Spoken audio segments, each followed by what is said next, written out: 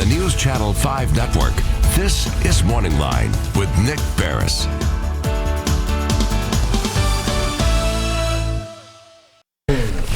Good morning, everyone. Thanks for joining us on MorningLine. Nick Barris here with you on a Tuesday.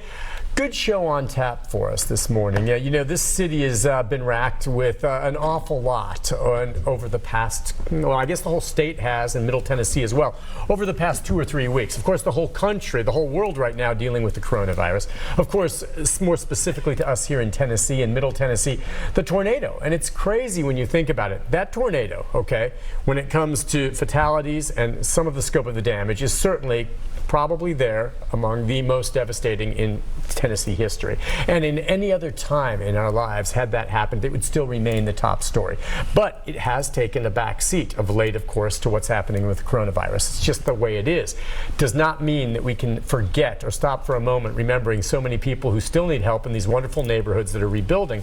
Of course, the coronavirus adds an extra layer of what people are dealing with. We're going to get into that this morning about not just the tornado recovery and how the coronavirus and the concerns with that are maybe affecting the recovery effort, but also looking at some of the scams that are out there right now, people being taken.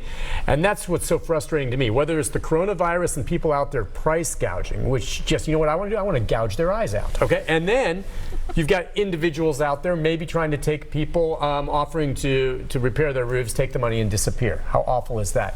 We're going to get into that with a great panel of guests this morning who basically are focused on what's happening in one area that was hard hit by the tornado here in North Nashville. With us this morning is attorney Ashley Upkins. It's very nice to have you on, ma'am. Thank you for having me. Pleasure having you here, as well as my friend. We go way back to the days of Larry Britton and me and Reverend Enoch Fuzz would sit here and talk about all kinds. And so, you know what, you and I, of all the people of the times that I've been here, and I started here in 1995, you're one of the people that just stands out as someone that I've known through all those years and continues to remain relevant and involved in the community, and I can't tell you how much respect I have for you.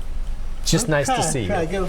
I know you like hearing that. You always smile. But Reverend Fuzz is with us, community advocate for Corinthians Church. It's nice to have you on, sir. Thank you.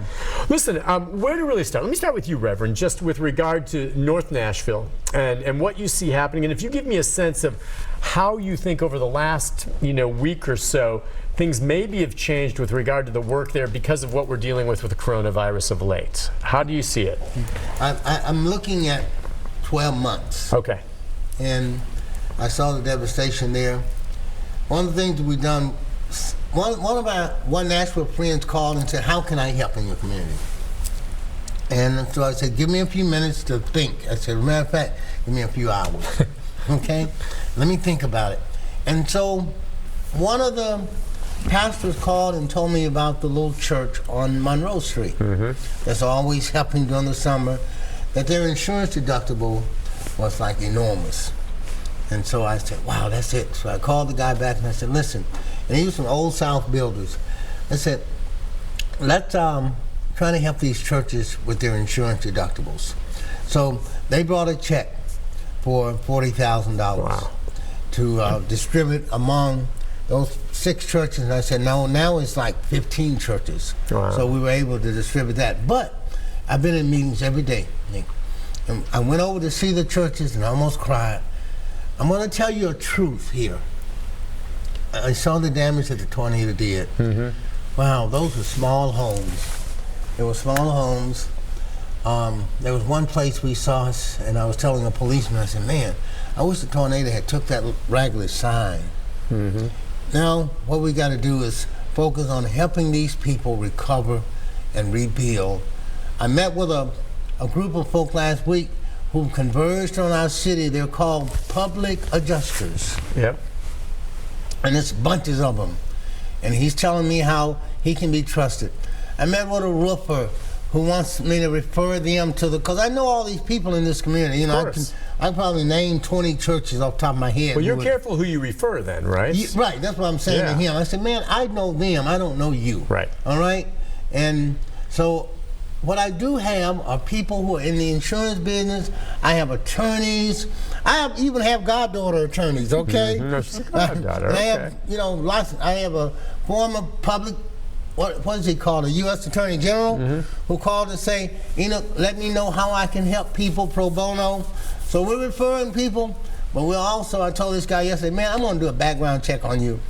He wants to bring food to the community every day. So that's fine. I don't care about all that. I want to make sure these people are getting treated right. So the pastors are being bombarded by all these calls. Right. And I said, you know what, guys? I know this rougher guy, and I'm going to just tell you, you'll be okay with him. But the guy I talked to yesterday, I said, I don't know you. Yeah, you don't know that he's up to no good, but you just don't know. So that's where someone like Ashley comes in. All right, so you're with Cochran Firm, right? Yeah, I'm the managing partner of Cochran Firm Nashville. Okay, well, and you're his goddaughter? Well, he's known me long enough to be my godfather. I'll say that. I was best friends with his daughter growing up, Bethany. So yeah, he's been around the community. Nashville. Well, exactly. Well, as an attorney then, and as he was talking about, he's very good at trying to vet the many people that come to him saying, "Can we help?" Yes. The role then that you're playing, seeing how these folks kind of flood the neighborhoods, trying to help, maybe under the guise of doing something else. What do you think? What have you seen so far? Sometimes some of the contractors we've seen, what I've kind of termed as the bad contractor, they're not helping the community, they're helping themselves. Yeah.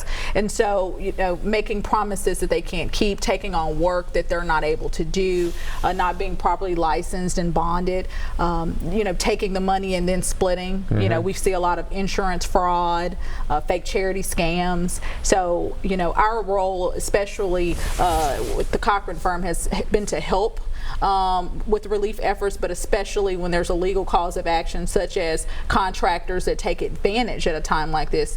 We certainly want to help people with their legal recourse. Okay, so there have been some cases of people being taken already. Oh, absolutely. I mean, for sure, in North Nashville. Absolutely. And you're thinking, is it like the roofers that maybe he talked about, or I don't know if there's also efforts by, you know, investors coming in trying to get sweetheart deals by getting these people in tough times to agree to sell their property. Absolutely. And, you know, while it's, you know, each individual's right if they want to sell their home, the challenge is when the seller, if you will, is misled by the contractor who has a lot more education on the property, on the area, on the future plans. And so that's where we want to step in and help so that people really understand their rights and they make educated decisions about their land, whether it be selling their land or hiring contractors. The problem is some of them, when they are taken maybe and these contractors vanish, how often are you able to actually get the money back for them? That's hard, isn't it? Yeah, it's challenging. So you kind of want to educate them up front. Absolutely. You want to be educated up front versus on the back end,